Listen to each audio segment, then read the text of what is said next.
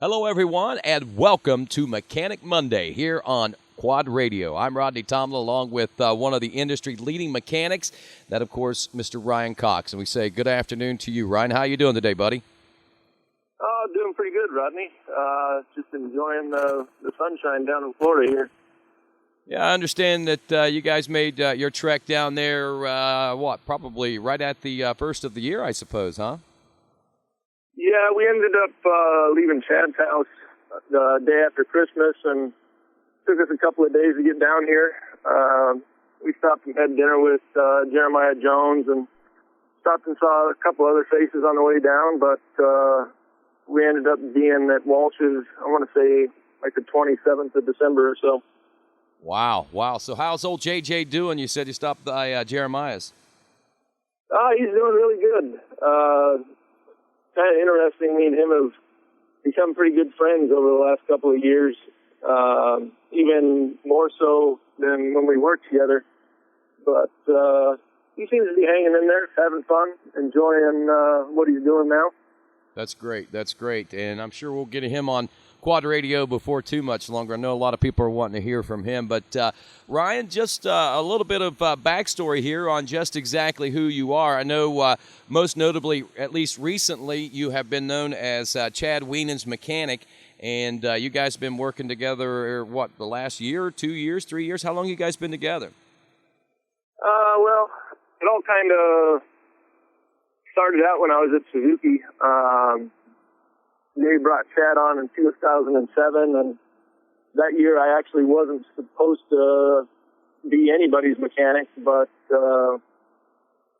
Wayne Henson and Brent Russell came in and kind of asked me if I was willing to do it, and seeing how much effort Chad puts into everything, it was something that I was definitely interested in.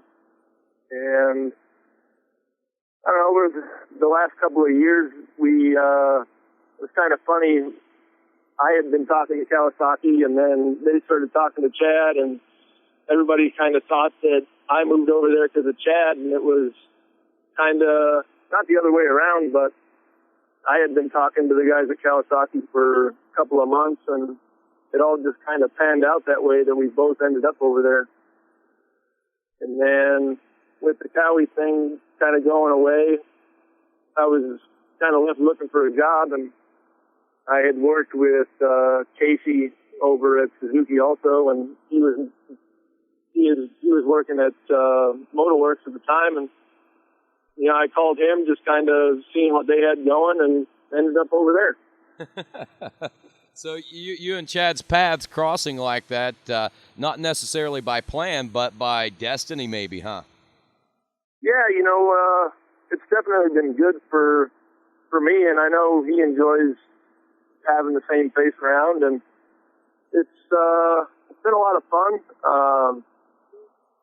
Unfortunately, the last couple of years we haven't had the greatest of luck, but it's racing, and that's why you race. For sure. And Ryan, for those that don't know about your historical career before that, tell us a little bit about how you became a fixture in the ATV motocross racing scene. It's actually kind of funny how it all started out.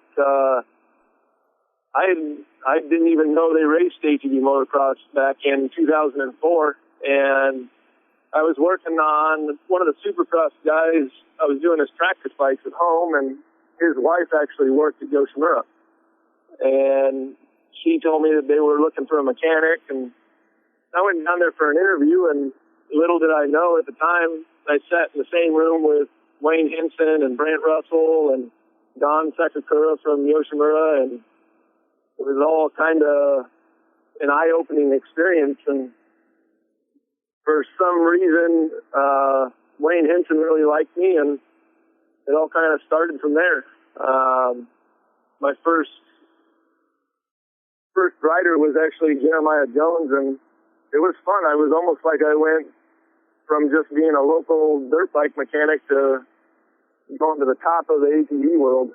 So it was a lot to get used to at first, but working with guys like Wayne Henson and Paul Turner and Rick Strickland at Fox, it was I definitely had some good teachers. No doubt. And looking back on it now, I mean, you probably got to be pretty amazed that you had no idea that ATV motocross was out there and what you probably missed before that, huh? Yeah, you know, it's especially this last season with me trying to decide what all I wanted to do. I got offered a couple of jobs to go work on dirt bikes, and, you know, as big of a dirt bike guy as I was before I started working on ATVs, it was not something I was ready to give up. I haven't won a championship as an actual mechanic yet, and I kind of feel like me and Chad have something good going, and I didn't want to throw that away just yet.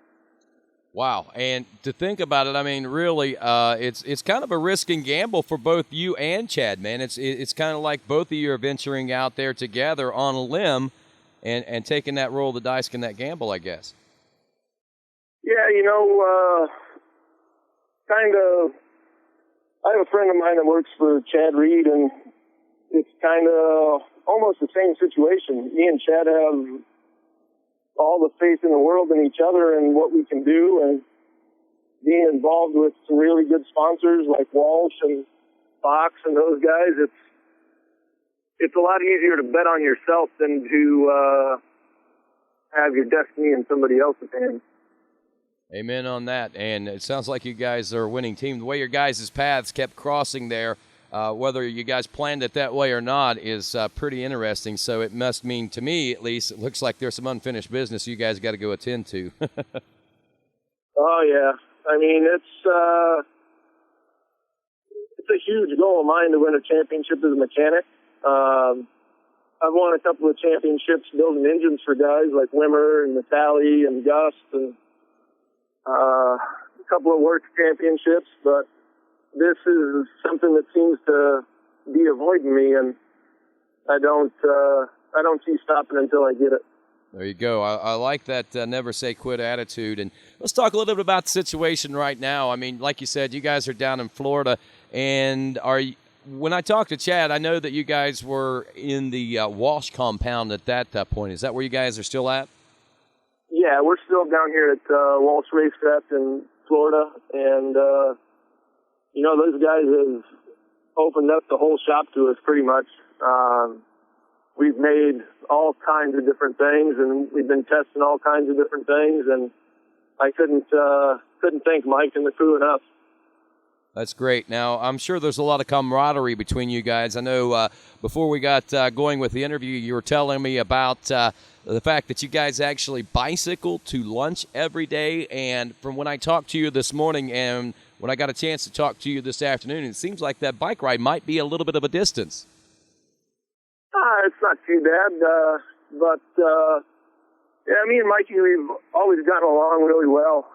We worked together when I was at Suzuki. He was supplying us with suspension parts for the first couple of years, and you know, it was a relationship that I missed when it went away. And fortunately enough, when I went to work at Kawasaki, we got to work together again, and it's just kind of been off and on over my whole career, I guess, in ATV racing, and it's nice to have it back. You know, he's a huge role in what we do, and me and him get along really well.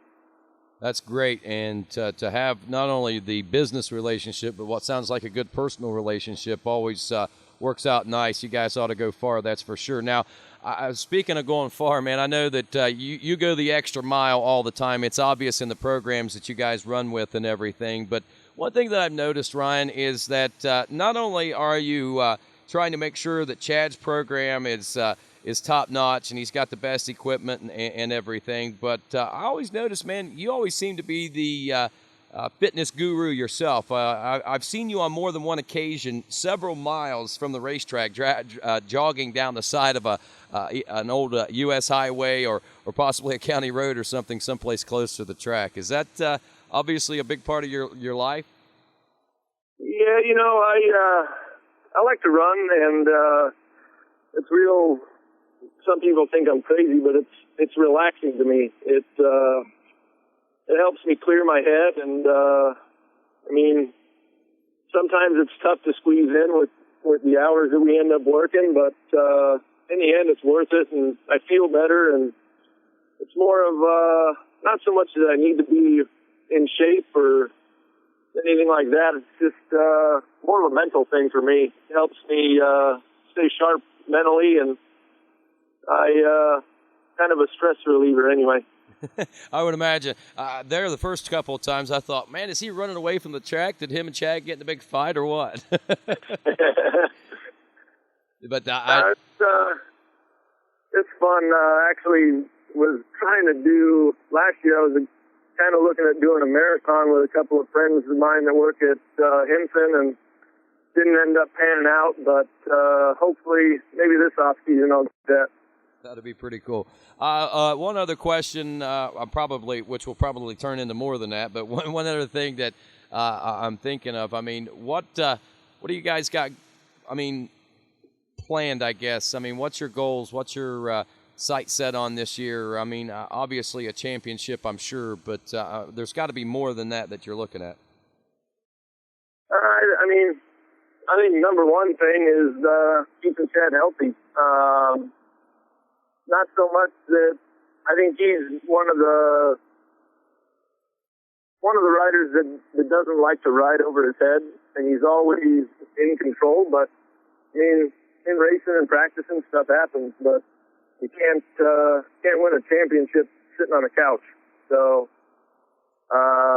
keeping him healthy, and I mean, we've all kind of centered around a group that enjoys each other's company and likes to have fun together. So, I mean, ultimately the goal is to win races and win a championship, but if we all walk away at the end of the day, then that's a big bonus. So. For sure, man. And I know that, like you say, you've been in this business, since 2004, for a little while now. So I'm sure that you're in tune with a lot of the people out there. And before we let you go, Ryan, is there anybody that you'd like to send a shout out to or anything like that? There's a couple of guys, actually. I couldn't thank Wayne Henson enough. The guy has been a huge mentor to me.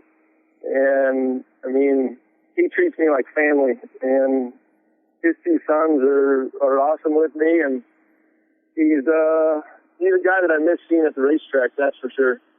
And then Paul Turner's kind of taken me under his wing from the get-go, and me and him still talk pretty much on a daily basis, whether it's ATVs or football or you name it.